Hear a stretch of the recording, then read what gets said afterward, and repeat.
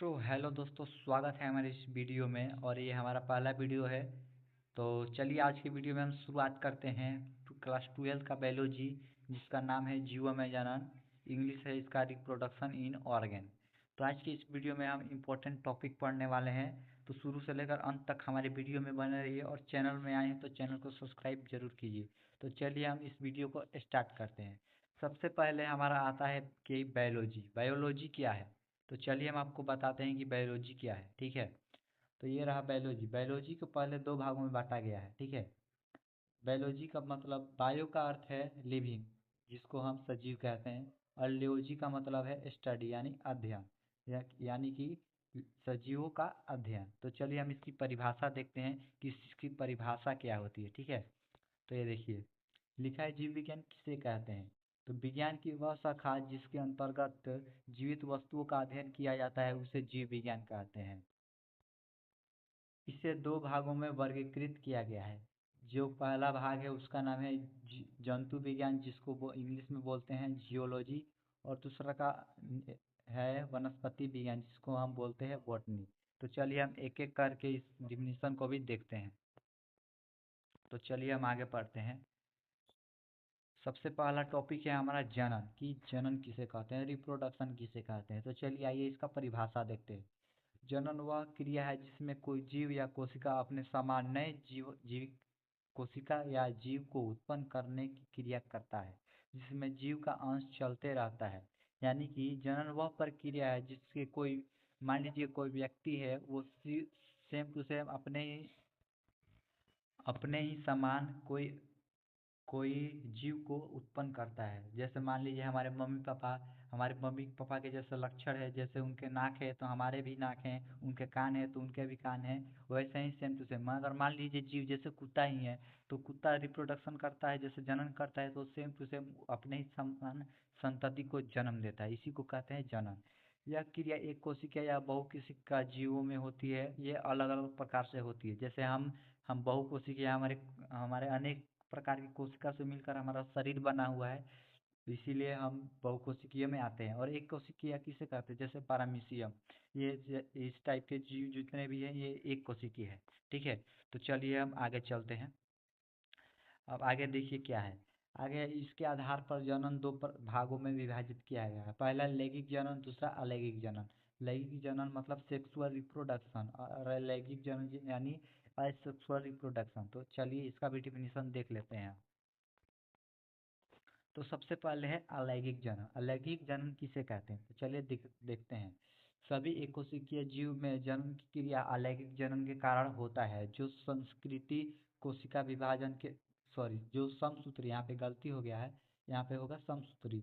जो समसूत्री कोशिका विभाजन के कारण होता है, जिसकी निम्नलिखित विशेषताएं हैं। मतलब सभी एकोशिकीय जीव जनन की क्रिया लैंगिक जनन के कारण ही करते हैं। जिसके जीव का शरीर एक कोशिका से मिलकर बना होता है, वो एक कोशिकीय जीवों के जनन एक लैंगिक जनन के कारण होता है। ठीक है, इसमें केवल समसूत्री कोशिका विभाजन होता है। तो इसमें मतलब ये इंपॉर्टेंट टॉपिक है, नोट कर लीजिएगा, ये एग्जाम में 100% आएगा। ठीक है, उसके बाद दूसरा का युग्मकों का निर्माण नहीं होता है। जैसे हमारे शरीर में युग्मक बनते हैं, युग्मक से जाइगोट बनता है, वैसे ही इसमें युग्मक नहीं बनता है। ठीक है, इसलिए अलैंगिक जनन है। और ये निषेचन की क्रिया नहीं करता है। ठीक है, हम लोग निषेचन की क्रिया करते हैं, एक कोशिकीय जीव निषेचन की क्रिया नहीं करते हैं, ये विखंडन होते हैं। मतलब जैसे अमीबा देख लीजिए, अमीबा में धीरे धीरे चलकर उसका केंद्रक अलग विभाजन हो जाता है, उसको विखंडन बोलते हैं। ठीक है, अमीबा में विखंडन द्वारा ऐसे होता है। ठीक है, तो चलिए आगे देखते हैं। ठीक है, आगे इसका क्या टॉपिक है। जन्म लेने वाले जीव अनुवांशिक तथा बाह्य, सॉरी यहाँ मंत्री हो गए, यहाँ पे यांत्रिक कोशिका के समान होते हैं। जैसे इसमें जो भी जीव जन्म लेते हैं वो अनुवांशिक तथा बाह्य यांत्रिक कोशिका के समान होते हैं। यह क्लोन या पुंजक कहलाती है। मतलब यह क्रिया क्लोन या पुंजक कहलाती है। ठीक है, तो चलिए आगे देखते हैं। आगे क्या है, कोशिका द्रव्य विभाजन। ठीक है, इसमें हम कलर चेंज कर लेते हैं। कोशिका द्रव्य विभाजन किसे कहते हैं, तो चलिए देखते हैं। समसूत्री कोशिका विभाजन की क्रिया में एक कोशिका से दो कोशिका का निर्माण होता है। जैसे समसूत्री कोशिका विभाजन होता है, वो एक कोशिका से टूटकर 2 कोशिका में या 3 कोशिका में, उससे ज़्यादा भी कोशिका में उस कोशिका का निर्माण होता है। और इसमें गुणसूत्र की संख्या में कोई परिवर्तन नहीं होता है, जिसमें मान लीजिए इसमें 23 गुणसूत्र है, इसमें 23 नहीं होगा। इससे मतलब एक ना ज़्यादा होगा, एक ना कम होगा, ठीक है। यह क्रिया 2 चरणों में पूरी होती है, जिसे केंद्रक या कोशिका द्रव्य कहते हैं। यह केंद्रक मतलब यह क्रिया 2 चरणों में पूरी होती है, इसीलिए इसे केंद्रक या कोशिका द्रव्य विभाजन कहते हैं, ठीक है। तो चलिए आगे देखते हैं। आगे है लैंगिक जनन की क्रिया।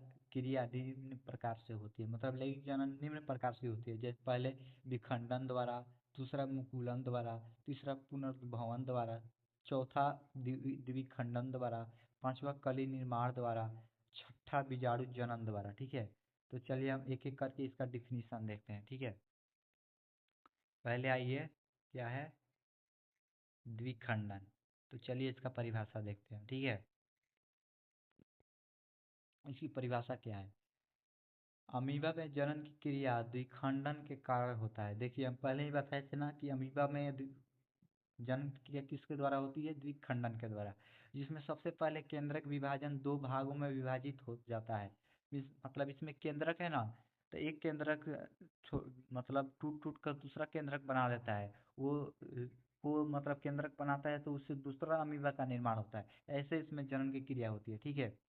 इसके पश्चात कोशिका द्रव्य विभाजन की क्रिया होने पर एक ही समय पर 2 अमीबा का निर्माण होता है। मतलब एक इसके पश्चात ये क्रिया हो जाती है, उसके पश्चात कोशिका द्रव्य विभाजन की क्रिया होने पर एक ही समय में दो अमीबा का निर्माण हो जाता है, ठीक है। दो, यह दोनों अमीबा बाह्य संरचना में तथा आनुवंशिक रूप से एक दूसरे के समान होता है, जिसके कारण इसे कॉलोनिया पुंजक कहा जाता है, ठीक है। मतलब ये इसका कोई आकार नहीं होता है, इसको मतलब कैसे भी आकार बना दीजिएगा, ऐसे भी बना दीजिएगा, तो ये क्या हो गया? अमीबा। ऐसे भी बना दीजिएगा, ये अमीबा हो गया। इसका कोई आकार निश्चित ही नहीं होता है, ठीक है। तो चलिए अब आगे देखते हैं। आगे हमारा क्या है? आगे हमारा बहुखंडन। बहुखंडन किसे कहते हैं, ठीक है। तो आइए देखते हैं। अमीबा में जनन की क्रिया बहुखंडन के कारण भी होता है। मतलब अमीबा में बहुखंडन की क्रिया उसमें बताएं आपको द्विखंडन से, इसमें बहुखंडन से भी होता है, ठीक है। जिसके कारण एक ही समय पर अनेक अमीबा का निर्माण होता है, ठीक है। इस क्रिया में सबसे पहले स्वतंत्र केंद्रक विभाजन क्रिया होती है, ठीक है। जिसके कारण एक कोशिका में अनेक केंद्र का निर्माण होता, सॉरी यहाँ पे केंद्रक होगा, इसमें अनेक केंद्रक का निर्माण होता है, जिससे अमीबा का कोशिका झिल्ली में अनेक केंद्र का निर्माण होता है, ठीक है। मतलब इसमें अमीबा का कोशिका झिल्ली में अनेक केंद्रक का निर्माण होता है। जैसे मान लीजिए ये एक कोशिका हो गया, मतलब ये अमीबा हो गया, ठीक है। इसमें ये रहा केंद्र, ठीक है। तो ये क्या करेगा? ऐसे अमीबा बनेगा, ठीक है। और ऐसे करके केंद्रक होगा, यहाँ पे केंद्रक है, इसमें 2 केंद्रक बना लेगा, ठीक है। तो ये आगे चल के ये जो है यहाँ से कट जाएगा, ठीक है। तो इसमें ये 2 अमीबा बना देगा, एक केंद्रक यहाँ पे, एक केंद्रक यहाँ पे, ठीक है। इसमें इसी तरह ये अमीबा में कोशिका मतलब ऐसी जनन होता है, ठीक है। तो चलिए आगे देखते हैं इसका क्या है, ठीक है। अगला टॉपिक है हमारा बीजाणु जनन। बीजाणु जनन किससे कहते हैं? तो चलिए दिखाते हैं। बीजाणु जनन की क्रिया में 2 प्रकार के बीजाणुओं का निर्माण होता है। पहला चल बीजाणु, जिसे हम जोस्फियोर, तथा दूसरा है अपचल बीजाणु, जिसे अपलेट फ्योर कहते हैं। एग्जाम्पल के लिए स्पाइरोगायरा, ठीक है, स्पाइरोगायरा, और दूसरा का कवक, ठीक है। तो हम आगे देखते हैं मुकुलन किससे कहते हैं, ठीक है। ये हमारा वीवीआई क्वेश्चन हो गया, ठीक है। ये ये परीक्षा में 100% गारंटी है, ये क्वेश्चन पूछेगा, ठीक है। तो चलिए हम इसका देखते हैं क्या होगा, ठीक है हमारा क्या मुकुलन। हाइड्रा तथा ईस्ट में जनन की क्रिया मुकुलन के कारण होता है। ये देख लीजिए, ये ऑब्जेक्टिव में 100% पूछेगा इस बार के परीक्षा में, ठीक है। कि हाइड्रा या ईस्ट में जनन की कौन सी क्रिया होती है, मतलब कैसी क्रिया होती है। तो आंसर क्या होगा? मुकुलन। क्या होगा? मुकुलन, ठीक है। अब अगला क्या है? जिसमें सबसे पहले जीवों के शरीर में बाह्य वृद्धि होती है, ठीक है। इसमें सबसे पहले जीवों में बाह्य वृद्धि होती है। जैसे हमारे नाक है, हाथ है, तो हमारे हाथ का आकार बढ़ता है, ये हमारा बाह्य जनन अंग हो गया, ठीक है। हमारा हाथ, पैर, नाक, आँख, ये हमारे क्या हो गए? बाह्य जनन, ठीक है, उसमें वृद्धि होती है। जो समसूत्री कोशिका विभाजन के कारण होता है। यह किसके कारण होता है? समसूत्री कोशिका विभाजन के कारण होता है। ये ऑब्जेक्टिव में पूछ सकता है कि मुकुलन की मतलब मुकुलन में कोशिका की कौन कैसी विभाजन होती है। तो अब क्या बोलेगा? समसूत्री विभाजन। ठीक है, आगे देखते हैं जिसमें बड या मुकुलन का निर्माण होता है। अब ये बड क्या है, तो हम आगे बताते हैं कि ये बड क्या है और मुकुलन का निर्माण होता है। यह जीव के शरीर से अलग होकर नए हाइड्रा या ईस्ट का निर्माण होता है। यह क्रिया मुकुलन कहलाती है। ठीक है, तो ये मतलब लिख लीजिएगा, ये VVI क्वेश्चन है, ये 100% इस बार के परीक्षा में पूछेगा। तो इसको नजरअंदाज मत कीजिएगा, इसको अगर हो सके तो कॉपी में उतार लीजिएगा। तो चलिए हम आगे देखते हैं। ठीक है, आगे हमारा क्या है? कलिका। कलिका किसे कहते हैं? तो आइए देखते हैं। कभी कभी पौधे की पत्ती या तने वाले भाग गोलाकार सूक्ष्म संरचनाओं की संख्या 8 से 12 होती है जो अंकुरण की क्रिया द्वारा नए जीव का निर्माण करते हैं। इस क्रिया में माइक्रोप्लाई सहायता प्रदान करता है। अब ये माइक्रोप्लाई क्या है? तो माइक्रोप्लाई एक जीव का निर्माण है। मतलब जैसे जीवाणु हो गया, विषाणु हो गया, वैसे ही ये जीवाणु है। ठीक है, उसके सहायता से होता है। ठीक है, तो आइए आगे देखते हैं क्या है। अगला हमारा टॉपिक है पुनरुद्ध भवन क्या है। तो चलिए इसको भी देखते हैं। ये भी मान लीजिए VVI ऑब्जेक्टिव क्वेश्चन है। इससे भी मतलब ज़्यादा से ज़्यादा क्वेश्चन पूछता है। ठीक है, तो चलिए देखते हैं। जब किसी जीव के शरीर को प्राकृतिक या कृत्रिम रूप से दो भागों में विभाजित किया जाता है तो एक ही समय पर दोनों भागों में जो जीव का निर्माण होता है, अतः इसमें पुनरुद्भवन की क्षमता होती है। जैसे मान लीजिए मतलब कोई महिला, उसका बच्चा नहीं हो रहा है, तो उसको कृत्रिम जो द्वारा मतलब इसको सर्जरी द्वारा भी इसको प्रेग्नेंट करके उसके गर्भाशय में बेबी को डाला जा सकता है। अगर मान लीजिए अगर हमारे माता पिता हो गए, तो उसमें अगर पिता में लक्षण नहीं है बच्चा पैदा करने का, तो उसको हम कृत्रिम द्वारा पैदा कर सकते हैं। तो वही बात इसमें हो रही है। जब किसी जीव के शरीर को प्राकृतिक या कृत्रिम रूप से दो भागों में विभाजित किया जाता है, ठीक है, तो एक ही समय पर दोनों भागों में दो जीव का निर्माण होता है। मान लीजिए ये क्या हो गया? ये कोई जीव है जिसको कृत्रिम या विधि द्वारा, मान लीजिए इंजेक्शन के द्वारा इसको इसको क्या करा जाए, इसमें मान लीजिए स्पर्म डाला जा रहा है। ठीक है, तो इसमें कृत्रिम द्वारा डाला गया है, तो एक ही समय पर दो जीव का अलग अलग जो दो जीव का निर्माण होता है, उसी को हम लोग कहते हैं पुनरुद्ध भवन। ठीक है, तो आगे देखते हैं क्या है। आगे हमारा लैंगिक जनन के लाभ। इसके लाभ भी है, हानि भी है। तो पहले लाभ देख लेते हैं। ठीक है, इस क्रिया में जन्म लेने वाले जीव आनुवांशिक रूप से बाह्य संरचना से मातृ कोशिका के समान होते हैं। मतलब इसमें जो जीव लेते हैं वो सेम टू सेम जनक के समान होते हैं। जैसे हमारे माता पिता है उसके समान है हम लोग उन्हीं के जैसे हैं। सेम टू सेम इसमें भी उसके समान होते हैं। ठीक है, इसके संतानों में गुणसूत्रों की संख्या समान होती है। मान लीजिए इसके संतान में गुणसूत्रों की संख्या 46 है। ठीक है, तो उसमें भी कितना होगा? 46 होगा। ठीक है, तो आगे क्या है? यह एक जनन होता है, मतलब यह जनन की क्रिया होता है। ठीक है, युग्मक जनन निषेचन तथा अर्धसूत्री कोशिका विभाजन नहीं होता है। जैसे हम लोगों में क्या है? युग्मक जनन निषेचन तथा अर्धसूत्री कोशिका विभाजन है, लेकिन इन लोगों में ये सब क्रिया नहीं होती है।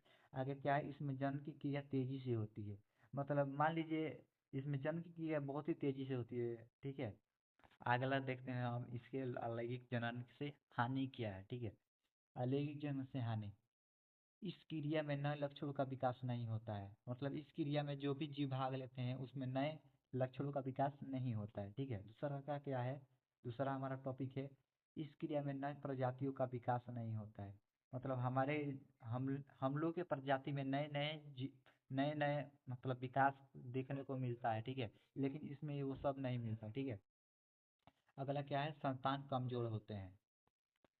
ठीक है, और अगला क्या है? अर्धसूत्री कोशिका विभाजन नहीं होता है। हम लोगों में अर्धसूत्री कोशिका विभाजन होता है, लेकिन इस सब में कोशिका विभाजन नहीं होता है। ठीक है, अब अगला हम लोग देखने वाले हैं लैंगिक जनन, जिसमें हम लोग आते हैं। ठीक है, तो चलिए इसको देखते हैं अलैंगिक जनन। अलैंगिक जनन क्या है? जनन की वह प्रक्रिया जिसमें संतान उत्पन्न करने के लिए दो जनक की आवश्यकता होती है, वह क्रिया लैंगिक जनन कहलाती है। जैसे हम लोग हैं, हम लोग में क्या है कि मान लीजिए दो जनक की आवश्यकता होती है। पहला की मेल, ठीक है, ये क्या है मेल, दूसरा का फीमेल, ये है फीमेल। मतलब हम लोग ये दोनों आपस में संभोग की क्रिया करते हैं, जिसके कारण हम लोग का जन्म होता है, ठीक है, जिसके कारण हम लोग का जन्म होता है। इसीलिए बोल रहा है इसमें जनक की वह प्रक्रिया जिसमें संतान उत्पन्न करने के लिए दो जनक की आवश्यकता होती है। या इसकी एक और भी डिफिनीशन हो सकती है, जनक की वह प्रक्रिया जिसमें संतान उत्पन्न करने के लिए दो विपरीत जनक की आवश्यकता होती है, जैसे मेल और फीमेल, ये दो विपरीत जनन है, ठीक है। आगे चलते देखते हैं क्या है। इसकी निम्न विशेषताएं भी है, ठीक है। इसमें क्या विशेषताएं हैं, पहला नंबर है कि अर्धसूत्री कोशिका विभाजन की क्रिया होती है। हम बताएं ना कि मनुष्य में अर्धसूत्री कोशिका विभाजन की क्रिया होती है, ठीक है। और आगे देखते हैं 2 नंबर क्या है, युग्मक जनन की क्रिया होती है। हम बताएं कि अलैंगिक जनन में युग्मक जनन की क्रिया नहीं होती, लेकिन हम लोग में होती है, ठीक है। 3 नंबर क्या है, नए लक्षणों का विकास होता है। उसमें बताए थे कि नए लक्षणों का विकास नहीं होता है, ठीक है, उसमें बताए थे नए लक्षणों का विकास नहीं होता, लेकिन हम लोग में नए लक्षणों का विकास होता है, ठीक है। और 4 नंबर क्या है, जनन कोशिका समान या असमान दोनों प्रकार की होती है, ठीक है।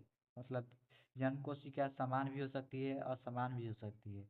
5 नंबर क्या है, जनन कोशिका समान या असमान दोनों प्रकार की होती है। ये दोनों ये सेम टू सेम है, मतलब एक ही है, ठीक है। नोट क्या है, जनन कोशिका 2 प्रकार की होती है। जनन कोशिका कितना प्रकार की होती है, 2 प्रकार की होती है। तो चलिए हम आगे देखते हैं क्या क्या होती है, ठीक है। पहला क्या है, पहला है हमारा समयुग्मजी, ठीक है। तो चलिए इसका डिफिनीशन देखते हैं हम लोग। जब नर तथा मादा जनन कोशिका आकार एवं संरचना में समान हो, इसे समयुग्मजी इसे समयुग्मजी कहते हैं। यह दो गतिमान गतिमान होते हैं, यह दोनों गतिमान होते हैं। मतलब जब नर तथा मादा जनन कोशिका आकार एवं संरचना में एक समान होते हैं, मतलब नर नर जनन कोशिका और मादा जनन कोशिका दोनों आकार में एक समान होते हैं, तो इसे समयुग्मजी कहते हैं। यह दोनों गतिमान होते हैं, मतलब इधर उधर करते रहते हैं, ठीक है। आगे क्या है हमारा, दूसरा टाइप है हमारा क्या, विषम युग्मजी, ठीक है। तो पहले हम पढ़ते हैं, जब नर तथा मादा जनन कोशिका आकार एवं संरचना में असमान हो, तो इसे इसे असमयुग्मजी कहते हैं। यह दोनों गतिमान होते हैं, यह दोनों भी गतिमान होते हैं, लेकिन इसमें क्या है, इसमें क्या आकार संरचना असमान होते हैं, उसमें समान होते हैं, ठीक है। अगला क्या है हमारा, तीसरा का टाइप है हमारा विषम युग्मजी। क्या है हमारा, विषम युग्मजी। तो चलिए इसका डिफिनीशन देखते हैं। जब नर तथा मादा जनन कोशिका की संरचना एक एक दूसरे, सॉरी यहाँ पे क्या होगा, यहाँ पे होगा दूसरे, ठीक है, गलत हो गया यहाँ पे टाइप, यहाँ होगा दूसरे, एक दूसरे से पूरी तरह भिन्न हो, तो इसे विषम युग्मजी कहते हैं। जिसमें एक गतिमान तथा दुष्ट दूसरा अगमनशील होता है, ठीक है। यहाँ पे दूसरा होगा, दूसरा अगमनशील होता है। मतलब पहला जो कोशिका वो वो गतिमान होता है, तथा दूसरा कोशिका क्या होगा, अगमनशील होगा। पहला गति करेगा, ठीक है, दूसरा गति नहीं करेगा। तो चलिए आगे देखते हैं हमारा क्या है। दूसरा है हमारा आवृत्त बीजी पौधे क्या है, ठीक है। ऐसे पौधे जिसके जीवन काल में कभी न कभी पुष्प का निर्माण होता है, इन्हें आवृत्त बीजी पौधे कहते हैं। मतलब यह पुष्प का निर्माण कर पुष्प के बारे में बता रहा है। ऐसे पौधे जिसके जीवन काल में कभी न कभी पुष्प का निर्माण होता है, इन्हें आवृत्त बीजी पौधे कहते हैं, ठीक है। आगे हम देखते हैं क्या है, इसकी निम्नलिखित विशेषताएं भी है, ठीक है। पहला क्या है, इसके जीवन काल में दो अवस्थाएं होती है। पहला क्या है, युग्मकोदोभेद, और दूसरा क्या है, बीजाणुतभेद। उसके बाद क्या है, इसमें द्विनिषेचन की क्रिया होती है, इसमें डबल फर्टिलाइजेशन की क्रिया होती है, ठीक है। और उसके बाद क्या है, इसमें सम्मोहन उत्तर की कोशिकाएं भी पाई जाती है, ठीक है। तो ये रहा हमारे कुछ इम्पोर्टेंट, तो ये रहा हमारा कुछ इम्पोर्टेंट क्या है, टॉपिक है, ठीक है। ये हमारा इम्पोर्टेंट टॉपिक है। तो चलिए हम इस वीडियो को यहीं पे समाप्त करते हैं, बाकी हम पार्ट 2 में बता देंगे, ठीक है। इसका कुछ और इम्पोर्टेंट पार्ट है, ठीक है, यहाँ पे देख सकते हैं। यहाँ पे कुछ और इम्पोर्टेंट पार्ट है जिसको हम पार्ट 2 के वीडियो में बता देंगे कि क्या क्या है, ठीक है। तो चलिए हम इस वीडियो को यहीं पे समाप्त करते हैं। बाकी आप लोग इस चैनल को सब्सक्राइब लाइक ज़रूर कीजिएगा, और न्यू चैनल है तो इसीलिए प्लीज़ आप लोग अपने दोस्तों को भी शेयर कीजिएगा, और हमारे हमको भी एक मौका दे के देखिए। हम आगे बता रहे हैं, अगर कुछ आगे कर जाएंगे तो हम आपको A to Z हम आपको क्या देंगे, फ्री में, एकदम फ्री में। PDF या कुछ भी हो, हम एकदम फ्री में पढ़ाएंगे। PDF आपको फ्री में प्रोवाइड करेंगे। हमारे व्हाट्सएप चैनल में ज़रूर जुड़ जाइएगा, हम आपको लास्ट में लिंक दे देंगे, ठीक है। तो बस इस चैनल को सब्सक्राइब कीजिए और शेयर खूब दबा के कीजिए, इस भाई को जरूर सपोर्ट कीजिएगा। बाकी हम सोच रहे हैं कि आगे अगर हम निकल जाएं तो इस चैनल पे हम बहुत सारे शिक्षकों का भी आगमन करेंगे, जिसमें हमारे 2 मैम होगी जो हमारे क्या पढ़ाएंगी, जो हम लोग के 10th and 12th का पढ़ाएगी। एक पढ़ाएंगी हिंदी, जिससे हम आपको बहुत जल्द मिलाएंगे, ठीक है, जिससे हम आपको बहुत जल्द मिलाएंगे। और दूसरा का मैम जो हम आप लोगों को पढ़ाएगी क्या, दूसरा का मैम आपको लोग को पढ़ाएगी केमिस्ट्री, ठीक है, CHEMISTRY केमिस्ट्री, ठीक है। तो आप लोग प्लीज़ शेयर जरूर कीजिए और दबा के शेयर कीजिए। मिलते हैं हम नेक्स्ट वीडियो में और इसका पार्ट 2 के वीडियो में। तब तक बाय, धन्यवाद, लव यू।